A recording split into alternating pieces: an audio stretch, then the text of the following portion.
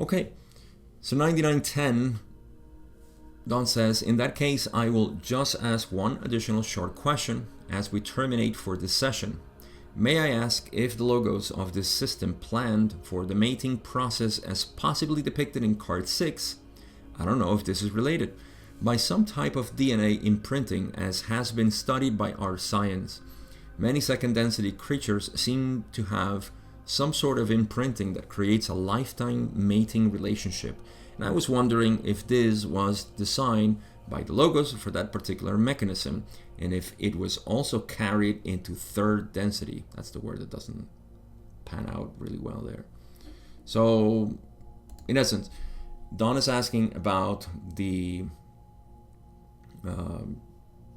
if third density entities like us humans have a monogamous imprinting in our DNA, if that's what we have and that's what we should follow. So this will lend into a really good question, which is a topic that we have discussed at least once, maybe twice in this podcast based on the raw material, where monogamy, is it important? Is it necessary? Is it something that is the way or is not the way? Is it human? Is it inhuman? What do we know about that? What is Ra going to say now?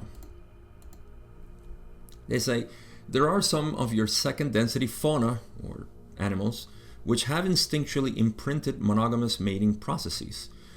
The third density physical vehicle, which is the basic incarnational tool of manifestation upon your planet, arose from entities thusly imprinted, all the aforesaid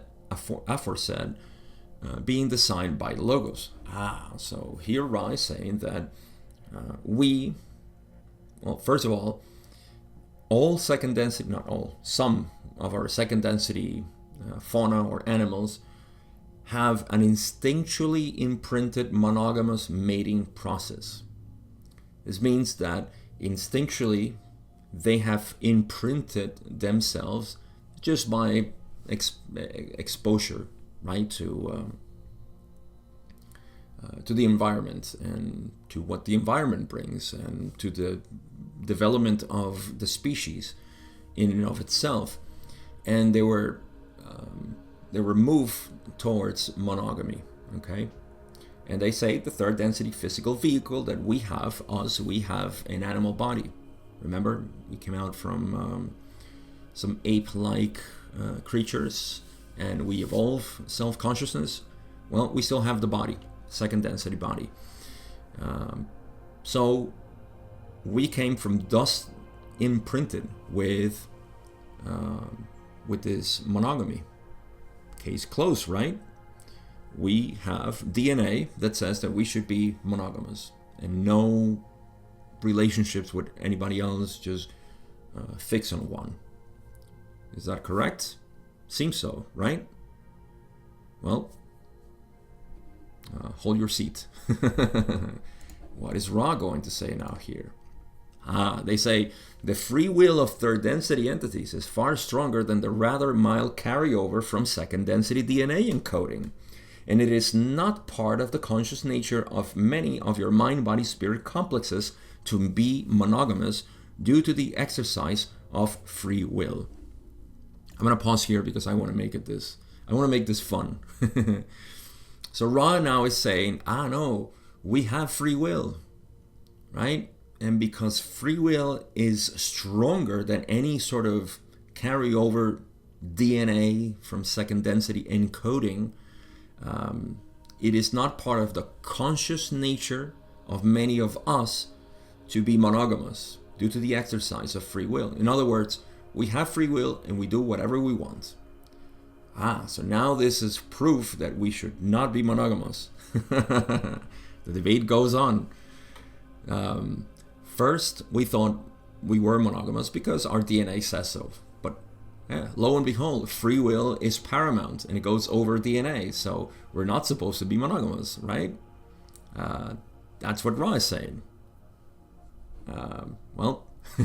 Plot twists.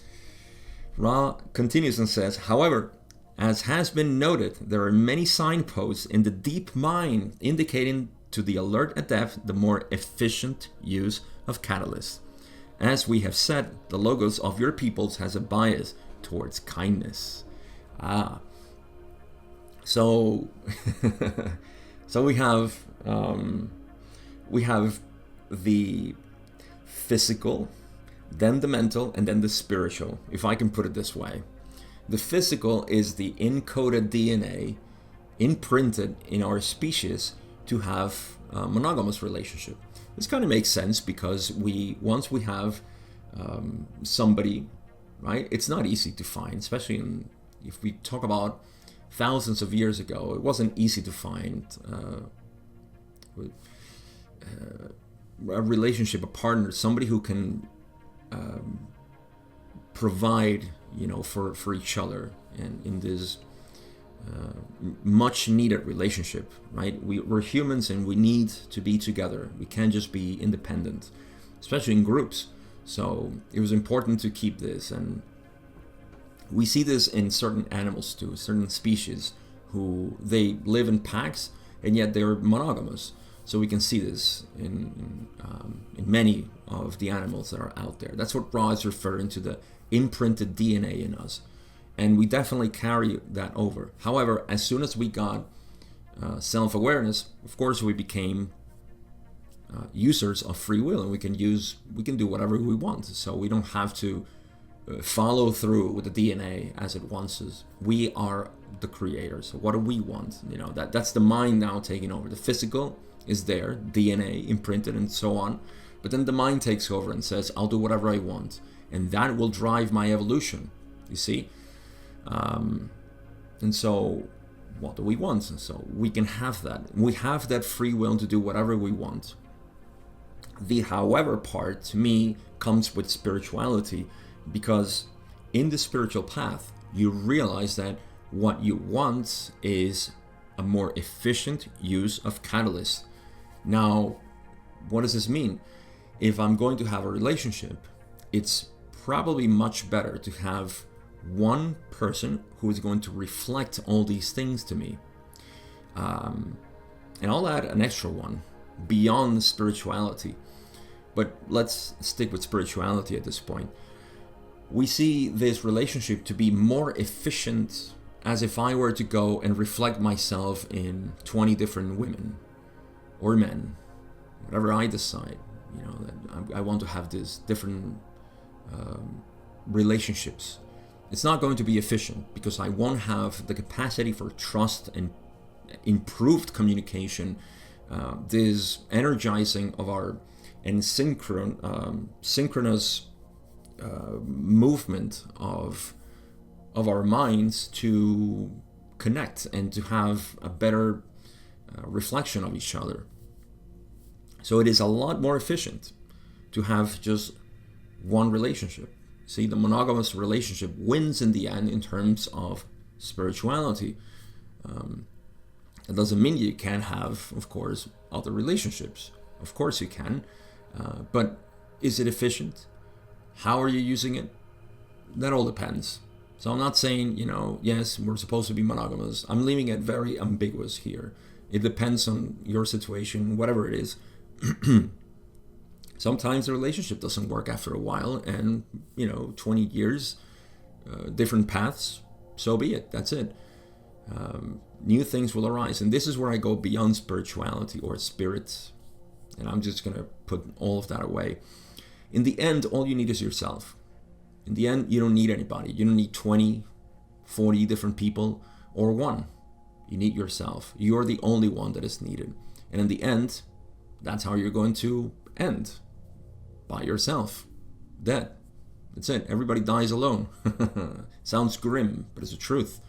But a death is just a reunion with everything else. So, not quite alone.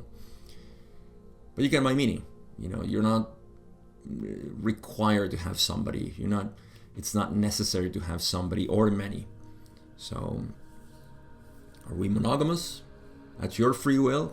What is the most efficient way? Of course, a direct relationship. And in the end, it's only you. It's always been you. Will ever be you.